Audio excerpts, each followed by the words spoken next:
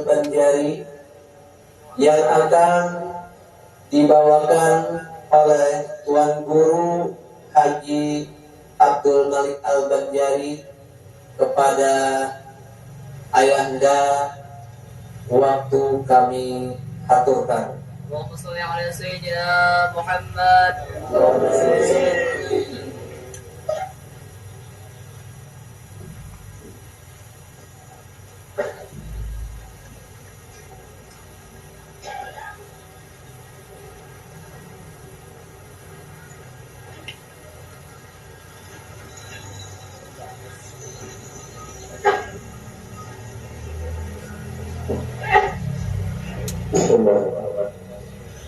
Assalamualaikum warahmatullahi wabarakatuh. Alhamdulillahirabbil alamin wassalatu wassalamu ala asyrafil anbiya'i wal mursalin sayyidina wa maulana Muhammadin wa ala alihi wa sahbihi ajma'in. Alhamdulillah wa syukurillah, puji syukur kepada Allah Subhanahu wa taala yang mana pada dalam hari ini kita dapat bertemu di majelis yang mulia ini. Salam dan salam kita dapat kehadiran kehadiran besar Muhammad sallallahu alaihi wasallam. Yang ulun muliakan, ulun hormati para habaib, para syara'i, para tokoh agama, para guru agama, bil khusus Nabiullah Guru Miftah Al-Banjari. Yang ulun hormati para tokoh masyarakat, ada dari Pak Camat, Pak Lurah, dan Bapak Sekda yang mewakili. Alhamdulillah, malam hari ini kita memperingati wafatnya seorang waliullah, yaitu Jati Syekh Muhammad Hasan bin Abdullah Al-Banjari yang ke-217. Kami dari dalam pagar Margapura tadi kita berangkat habiskan hari, alhamdulillah sampai di sini kurang lebih dari Umbah Maghrib sampai. Jadi ini belum menyambungnya saja. Jadi sudah guru kita membacakan sebenarnya itu sahir manakib dan kepala kaya. Jadi ini belum menambah diakan lagi. Yang mana manakib ini dikarang oleh Al-Mukarram Ayahanda Irsyad Syekh dalam ayat. Bismillahirrahmanirrahim. Alhamdulillahilladzi faqaha fi dinihi man istafahu minal ulama. Wa zayyana sayyidana Muhammadin sallallahu alaihi wasallam bis-sulaha'i wal ulama. وجعلهم كواكب يهتدي بهم كل ضال في الحلاك والظلماء والجهلاء وفضلهم بأنواع الكرامات فمنهم من فضل نحبه ومنهم من ينتظر وما بدلوا تبديلا. والصلاة والسلام على سيدنا وحبيبنا وشفيعنا ومولانا محمد سيد المرسلين وخاتم الأنبياء وعلى آله وأصحاب السادات الأولياء على تابع التابعين لهم بإحسان إلى يوم القيامة. قال الله تعالى في كتاب العزيز: أعوذ بالله من الشيطان الرجيم إنما يخشى الله من عباده العلماء. وقال رسول الله صلى الله عليه وسلم: اذكروا محاسن حقكم. صدق الله العظيم وصدق رسوله. Majelis hal yang berbahagia, membaca manakib seorang yang telah mendahului kita menghadap Ilahi, termasuk kita mengenang dan mengingat kembali kebaikan-kebaikan mereka, maka tergolonglah kita di dalam lingkungan orang yang mengamalkan hadis tersebut di dalam mukadimah di atas tadi. Ingatlah atau kenanglah kembali kebaikan-kebaikan orang yang mati dengan kata. Apalagi membaca manakib seorang aulia Allah seperti kita Syekh Muhammad Hasan, yang kita yakini bahwa beliau adalah seorang waliullah, maka ketika dibaca manakib beliau di dalam suatu majlis, niscaya Allah turunkan keberkahan atas orang yang membacanya dan orang yang hadir mendengarnya. Sebagaimana dalam satu riwayat yang berbunyi inda dzikril auliya tanzilur rahmah, ketika dibaca hidayat auliya diturunkan Allah beberapa rahmat. atas orang yang membaca dan hadir pada majelis hal yang berbahagia. Syekh Muhammad Arsyad Al-Banjari dilahirkan di tengah-tengah keluarga yang saleh dan salehah dari pasangan suami istri yang bernama Abdullah dan Aminah. Dilahirkan pada malam Kamis 15 Safar 1122 Hijriah atau bertepatan dengan 19 Maret 1710 Hijriah. Pukul 3 dini hari di suatu kampung yang bernama Lok Batam.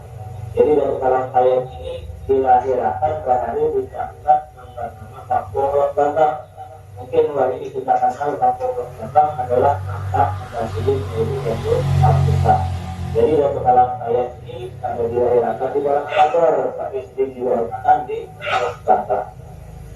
Menurut tulisan Al-Alim Ulama Haji Muhammad Khalid bin Alim Ulama Pangeran Ahmad Mufti dan Syekh Muhammad Arsyad Al-Banjari menerangkan tentang riwayat singkat orang tua Syekh Muhammad Arsyad Al-Banjari adalah wa kana Abdullah ba'dal hindiyatan mansa'an wa yaqbalan maskanan wa qabran wa kana najjar wa hafifan lis-sultan. Di dalam tulisan tersebut jelas bahwa Abdullah atau abahnya dari kalang kayang ini atau Syekh Muhammad Arsyad ini bukan asli orang Banjar. Beliau datang dari Hindi dan menetap tinggal di kampung yang bernama Lok Batam sampai akhir hayat beliau. Dan beliau mempunyai keahlian dalam seni ukir kayu dan beliau termasuk orang yang dikasihi Sultan pada masanya. Dalam satu riwayat, Datuk Abdullah ini turun dari India sebagaimana tadi dalam riwayat menuruni kita bermacam-macam negara, Filipina, Thailand Selatan sampai ke Pontianak, dari Pontianak sampai ke Banjar, dan di Banjar ini menurut riwayat naiknya bahari di kampung Mengarang negara atau negara kita. Karena sebagaimana kita tahu bahari itu kadang kayak jalan raya ini kadang, tapi bahari kita pakai kapal laut atau di sungai. Jadi jalan satu-satunya di sungai. Jadi Datuk Abdullah ini menurut riwayat bahari naiknya di negara. Begitu Datuk Abdullah ini naik di negara, ketahuan oleh Sultan karena tadi di Sultan Al-Qadri menceritakan kepada Sultan yang ada di Banjar bahwa ada seorang yang perlu dilindungi ujar kita bahari. Jadi bahari dari India itu karena dikejar-kejar orang menurut cerita. Karena bahari Hindi itu dikuasai oleh Portugis dan Portugal bahari. Nah jadi Datuk Abdullah ini lari, kalau Sidin masih di sana di Gunung Urang. Naik ke negara, di negara diambil oleh Sultan, lalu Sidin minta pengatasan tanah di Bali di Batam. Lalu Sidin tinggal di Batam, lalu dikawinkan. Jadi menurut cerita, Sidin dikawinkan oleh Sultan dengan seorang perempuan yang bernama Aminah. Dalam usia balita, sifat-sifat Syekh Muhammad Arsyad dan keistimewaan serta kecerdasan sudah tampak dan melebihi teman sebayanya. Sehingga Sultan pada waktu itu sangat perhatian terhadap beliau dan ingin membawa ke istana untuk tinggal bersama Sultan belajar ke istana. Nah jadi Datuk Kalang tadi, jadi menurut cerita waktu Sultan berkunjung atau kita berburu ke hutan sampai ke Lok Batam, melihat ada anak yang pintar dan cerdasnya luar biasa. Jadi Datuk Kalang ini bahari yang sijil melukis kilau, melukis di papan, kaligrafi, lukisan dan sebagainya. Lalu Sultan melihat ini lukisan siapa, anak siapa, ujarlah anak Abdullah. Mana orangnya? Itu orangnya Muhammad Arsyad. Lalu Sultan tadi berkehendak hendak membawa batu tadi ke istana. Ujar Sultan, wahai Abdullah, bagaimana kalau anak dia membawa ke istana, ulun sekolahkan di istana dengan guru-guru di istana. Karena bahari ada sekolahan cuma ada di istana di Martapura. Jadi kurang lebih dalam usia 7 tahun dan Kalang dibawa ke istana ada keraton yang sekarang kampung itu bernama Kampung Keraton di Martapura. Dan Datuk Kalang berpisah dengan orang tuanya semata-mata karena untuk belajar. begitu tinggi himmah beliau atau kemauan beliau dalam belajar sehingga rela melepaskan kesenangan bersama kedua orang tua.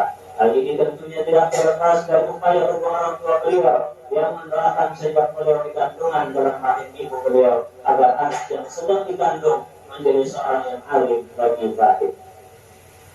Selama di istana atau di keraton beliau sangat disayangi oleh guru-guru beliau dan pengawal di istana. Sopan santun, ramah tamah terhadap sesama, dan rajin dalam belajar adalah merupakan pakaian sehari-hari bagi para awal. Sehingga dalam waktu relatif singkat, beliau sudah menguasai berbagai bidang ilmu agama. Namun bagi beliau yang selalu haus dengan ilmu, masih ingin lagi belajar memperdalam ilmu kepada guru-guru di Mekah dan Madinah, maka hal ini lalu kemudian beliau mengungkapkan kepada Sultan agar berkenan mengizinkan beliau pergi ke Mekah untuk mengaji dan belajar lebih banyak. Maka dengan restu Sultan dan samu Sultan dan keikhlasan istri yang sedang hamil melepaskan beliau pergi ke tanah suci untuk mengaji kepada ulama-ulama di Mekah dan Madinah. Lebih kurang 30 tahun di Mekah, 25 kali mengerjakan haji serta 35 ilmu yang beliau kuasai dan berbagai ijazah dan sanad ilmu yang diterima langsung dari guru-guru beliau di tanah suci Mekah. Jadi kalau saya berangkat Mekah itu sudah alim, ujar kita di sini ibarat kata itu sudah lulus di pesantren, hendak memperdalam lagi, lalu sini minta restu dan minta izin kepada Sultan berangkat. Dengan izin dari Samu Sultan, lalu sini berangkat ke Mekah Al-Mukarramah. Hari sini berangkat lewat kapal Banyu menurut arwah al-Qur'an dari tahun 60-an aja itu 3 bulan kurang lebih pakai perahu apa jadi kita perahu apalagi zaman dahulu mungkin setahunan mulai Banjar itu sampai ke Mekah. Kalau lawasannya hari karena kayak begini kita hendak ke Mekah 9 jam sudah sampai ke Madinah saja itu begini mentahari dari 1 tahun kurang lebih. Di antara guru-guru Syekh Muhammad Arsad yang masyhur, jadi guru sidik banyak, ini yang kita sebutkan yang masyhur aja. Al-Alim Allama Syekh Athaillah di Makkah, Asy-Syaikh Imam Al-Haramain Alim Allama Syekh Muhammad bin Sulaiman Al-Qurdi di Madinah. Nah, jadi waktu sidik di Madinah inilah di halaqahnya Syekh Muhammad bin Sulaiman Al-Qurdi ini waktu belajar ada satu masalah yang kadang dipecahkan oleh murid-murid yang hadir pada saat itu. Jadi ujar Syekh Sulaiman Al-Qurdi saat itu, esok kita sambung lagi pengajian kita. Esok harinya begitu membuka pengajian ada secarik kertas dari belakang ke belakang sampai ke Presiden Muhammad bin Sulaiman Al-Qurdi dibaca oleh Sulaiman Al-Qurdi tadi. Semua jawaban tadi bujur akan yang dijawab Sidin. Lalu ditanyakan oleh guru Sidin, siapa yang menulis jawaban ini? Ujar nama jawab di muka di belakang, yang di muka di belakang sampai ke ujung. Jadi ya kalau ujar kita yang berduduk di sini ada sekitar 1000 orang, Sidin yang paling ujung dan Kalampayan. Disuruhlah dan Kalampayan kamu pulang ke hari. Siapa Kalampayan? Muhammad Arsad. Datang di mana? Al-Jawi di Jawi. Ke hari Nusantara Indonesia itu Al-Jawi. Kita dikenal di Jawa di mana? Di Banjar. Lalu di situ satu Kalampayan disebut Al-Banjari. Jadi saat itulah gelar Al-Banjari berislah dengan Banjar Sidin disematkan gelar Al-Banjari oleh Guru Sidin yang bernama Syekh Muhammad bin Sulaiman Al-Qurdi di Madinah. Sedangkan guru khusus di bidang tasawuf adalah Al-Arif Billah Syekh Muhammad bin Abdul Karim As-Saman Al-Madani, dan menjadilah Syekh Muhammad Arsad Khalifah Syekh Saman Al-Madani untuk wilayah Banjar khususnya dan Kalimantan pada umumnya. Ya, dan Syekh Abdul Samad ini membawai jihad. Wahai saudara Syekh Muhammad Arsad, ayo kita jihad. Apa saja kita membela negara melawan Belanda. Apa jawab Datuk Kalampayan? Wahai saudaraku, jihad itu adalah mendidik anak cucumu dan muridmu ilmu agama. Yang ada itu bahari umat berperang sampai apa? Jika ada tahu, dia harus ada beginilah. pesantren kalau kami ada, mungkin ini sekolahan madrasah kalau kami ada, yang hanya ada pelayan tarik tempat tujuan. Nyata sidin di harga Belanda terus sama dengan Abdul Somad Palembang ini, makam sidin itu ada di petani. Karena sidin lari dan lari terus dikejar Belanda sampai ke petani sana, meninggal di petani. Padahal di Palembang sidin. Nah, jadi itulah salah satu riwayat bahwa Datuk kenapa jadi sidin kada mengumumkan berjihad. Ujar sidin, jihad itu adalah menjalankan pendidikan yang mana pendidikan ini akan berguna bagi anak cucu dan orang banyak. Di antaranya lagi Syekh Abdul Wahab Bugis. Syekh Abdul Wahab Bugis ini kawan sidin dan menjadi minantu Datuk Kalangbayan. Jadi kalau menurut cerita, Syekh Abdul Wahab Bugis ini langsung dinikahkan Datuk Kalangbayan waktu di Makkah dengan anak sidin Nang Bangaran Syarifah. Ternyata begitu kulit ke Banjar, Syarifah ini sudah dikawinkan oleh Sultan dengan apa juga dengan walinya wali hakim dengan Usman. Jadi kayak apa memutuskan ini, lalu ujar Datuk hadang dulu dengan keilmuan sidin, dengan ilmu palak sidin hitunglah. Ujar sidin ini siapa yang nikahnya terdahulu itu nang sah, itu nang berhak jadi laki anakku. Lalu sidin itu kurang lebih ujar sidin dahulu 5 menit saja akad nikah nanti Mekah dengan Abdul Wahab Bugis. Maka dipasahlah nang kawin di sini. Lalu pasah haranya dipisah. Lalu dipisahlah Usman tadi dengan Abdul Wahab Syarifah. Lalu dikawinkan dengan Abdul Wahab Bugis. Syekh Abdul Rahman Al-Misri di Batawi. Nah, waktu sidin di Batawi pulang datang di Mekah, bagaimana riwayat tadi, sidin membetulkan beberapa arah kiblat di Batawi. Itu pun terjadi perdebatan yang luar biasa di Batawi waktu itu. Karena orang olah masjid di Batawi itu merasa bujur aja. Kami bujur aja sudah kiblat kami pada salah dengan ilmu kami, dengan falak dan sebagainya.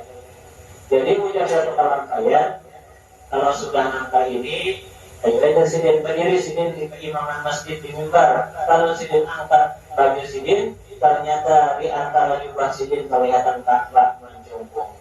Ternyata masjid tadi bergeser kurang lebih ada 25 derajat, ada 30 derajat. Di antaranya jambatan 5 di Betawi. Nah, sidin betulkan. Konsep pemikiran Syekh Muhammad Arsad yang tajam tentang pendidikan yang utama. Agar dapat mencapai sasaran tujuan, beliau mengutamakan pendidikan agama atau ilmu-ilmu agama pada peringkat pertama. Karena beliau menyadari bahwa tidak ada martabat yang lebih tinggi daripada martabat ulama setelah martabat nubuwah. Karena beliau selalu mengharapkan dan mendoakan agar zuriat beliau selalu tekun dan rajin menuntut ilmu agar menjadi seorang yang alim lagi zahid. Sepulang beliau dari tanah suci Mekah, beliau langsung melaksanakan kegiatan belajar mengajar untuk membina umat, khususnya anak cucu dalam menegakkan ajaran ahli sunnah wal jamaah. Beliau buka satu perkampungan untuk pelaksanaan dan beliau pusatkan pendidikan agama di kampung itu yang beliau bangun jadi itu kampung dalam pagar. Jadi kampung dalam pagar itu hari sebagaimana dalam syair tadi, begitu sidin datang di Banjarmasin atau di Istana Harapan Martapura, setelah penyambutan dan sebagainya dan tuntung ajar penyambutan di Karapan dan sidin rasa di Karapan kemarin itu kada tahu menampung kurang hendak mengaji dan sebagainya, lalu sidin minta tanah pawatasan dan diberi pawatasan itu di pinggir kali atau sungai Martapura. Jadi perumahan sidin itu menurut riwayat dipagar sidin dengan ulin sedemikian supaya ujar sidin anak itu jangan tajabur babanyu bakal kampung hutan.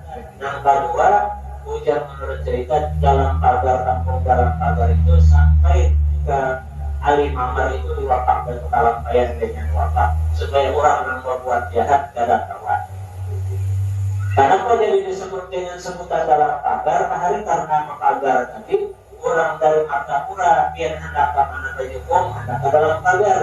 Nang dari dalam pagar tadi pian datang di mana? Datang di dalam pagar. maka jadilah kampung itu sebutan dalam pagar. Jadi sebutan dalam pagar itu terjadinya karena enam di pagar tadi dan orang ke situ menyambat dalam pagar. Maka jadilah kampung itu sebagaimana kita kenal sekarang dengan sebutan dalam pagar. Beliau didik anak cucu, kerabat dan kaum muslimin yang datang dari berbagai penjuru selanjutnya diharapkan untuk dapat mengembangkan ke berbagai daerah.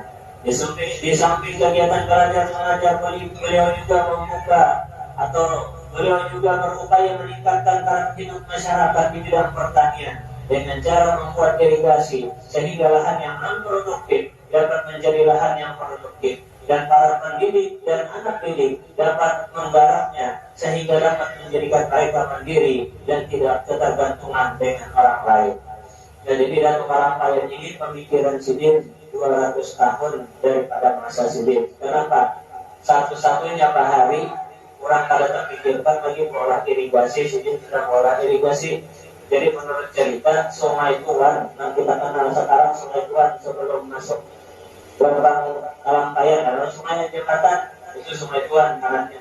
Lalu Sidin meresahkan tongkat Sidin mulai Karampayan sampai ke pinggir Tanjung Merah. Siangnya jadi anak sungai dan akhirnya jadi sungai. Itu salah satu karamat batu yang kalau kita lihat sampai saat ini.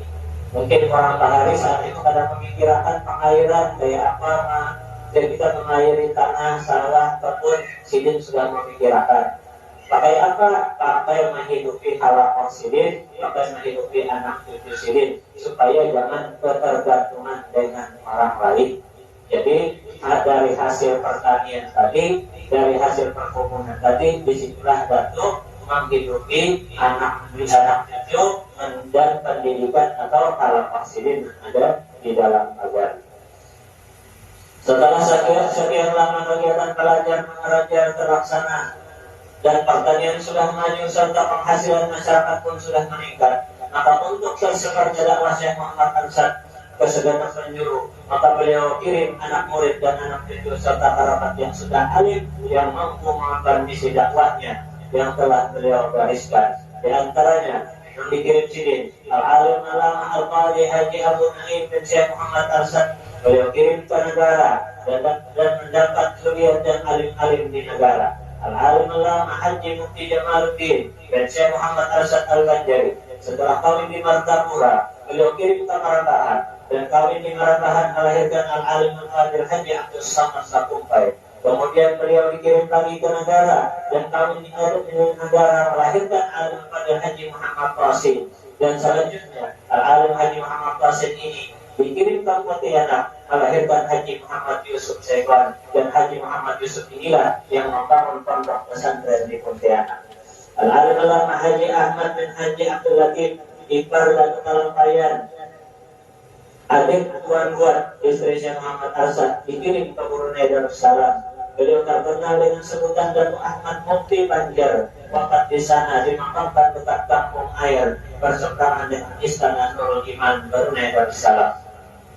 Al-Alim Alama Haji Abu Talha bin Mufti Haji Muhammad Arsyad bin Syarifah dan Syekh Muhammad Arsyad dikirim ke Tinggalong, Kalimantan Timur. Al-Alim Alama Haji Abu Hamid bin Mufti Haji Muhammad Arsyad bin Syarifah dan Muhammad Arsyad dikirim ke Pontianak. Namun ketika hendak pulang ke Banjarmasin, perahu beliau terdampar di ujung bandaran Sampit dan mendapat sakit di Sampit sampai Sidin wafat dan dimakamkan di ujung bandaran Sampit.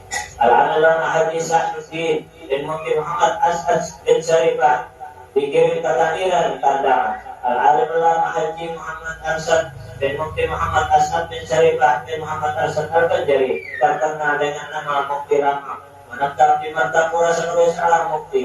Ketika beliau berkunjung ke Pagatan untuk silaturahim serta berdakwah, lalu mendapat sakit dan wafat di Pagatan. Al-Alim Alama Haji Ahmad bin Mufti Muhammad As'ad bin Syarifah bin Muhammad Arsyad dikirim ke Barimau, Kandangan atau yang disebut dengan Batu Barimau. Kesemuanya anak cucu dan kerabat Syekh Muhammad Arsyad yang dikirim tersebut mendapat anak dan zuriat yang alim-alim di tempat masing-masing. Majelis hamba yang dimuliakan Allah, pemikiran Syekh Muhammad Arsyad maupun suriat beliau generasi pertama, kedua, pada zamannya baik di bidang ilmu fikih atau tauhid dan tasawuf, cukup mewarnai masyarakat Banjar dan pemerintahan kerajaan Banjar pada masa itu, sehingga Sultan memerintahkan pada masa itu turut terpanggil dan aktif menjadi murid Syekh Muhammad Arsad dan anak cucu beliau. Seperti Sultan Tahminullah Sani atau Tahminullah kedua pernah belajar kepada Syekh Muhammad Arsad Al-Banjari. Begitu pula sultan-sultan lainnya atau yang berikutnya seperti Sultan Adam Al-Wasikillah banyak memetik ilmu dari anak cucu Syekh Muhammad Arsad, seperti Al-Qadi Haji Abu Naim, Al-Ulama Haji Syihabuddin, Al-Ulama Mufti Jamaluddin, Al-Ulama Muhammad Ahmad Mufti, Al-Ulama Qadi Haji Mahmud bin Asyar, dan Al-Ulama Haji Muhammad Arsad Lamak serta lainnya. Kita berharap mudah-mudahan generasi atau Syekh Muhammad Arsad yang sekarang dapat mengikuti langkah beliau dalam ketekunan menuntut ilmu-ilmu agama, sehingga di masa ini tidak akan datang akan bermunculan ulama-ulama yang mengayomi masyarakat kita di Kalimantan Selatan ini pada khususnya dan Indonesia pada umumnya. Di antara karamat Syekh Muhammad Arsad adalah sewaktu beliau sedang mengikuti pengajian setelah istirahat, beliau bercerita tentang buah di negeri Banjar. Di antaranya buah yang ada durinya yang sangat disukai oleh orang Banjar, maka timbul selera anak atau selera keinginan orang yang mendengar untuk mencicipi buah tersebut. Tiba-tiba ada kelalaian mengulurkan tangan ke belakang dan ternyata ada sebiji durian asap di tangan Datu dan harum baunya. Lalu disuguhkanlah buah tadi kepada guru dan sahabat beliau yang hadir ketika itu. Menurut cerita dalam sejarah Al-Sadiyah atau dalam catatan, yang menjulungi dalam ayat durian itu Datu Sampul tadi. Jadi Datu Sampul dikatakan oleh Banjar menjulung ke Mekah sampai desanya itu apa karena kita gatahnya durian itu masih didikan sini menjulung. Itu salah satu karamat. Sewaktu di Batawi, Jakarta, beliau sempat membetulkan arah kiblat masjid jam 4.5 dengan cara mengancurkan tangan beliau ke arah alam di tangan beliau. Alangkah terkejut jemaah yang ada pada ketika itu karena melihat Ka'bah di celah-celah tangan baju beliau. Maka dirubahlah dan ditetapkanlah arah kiblat yang baru di masjid itu. Jadi sewaktu di Jakarta ini pun sidin diuji oleh pembesar-pembesar Belanda pada saat itu. Pembesar Belanda selain memuliakan sidin juga memuji dua sidin. Sidin dibawa ke tanah laut dengan kapal. Ujar Belanda, jika sekarang ini berlabuh di kedalaman berapa, di luas berapa? Ujar Datuk Lampayat, ajang dulu. Setelah beberapa saat lalu sidin jawab, kita berlabuh di kedalaman sekian dan yang kita lautnya sekian, dalamnya lebarnya sekian. Setelah diukur oleh orang Belanda, ternyata bujur sidin pengungkapan itu. Tapi nalar Belanda orang kafir yang kita ada semudah itu percaya kepada karamat.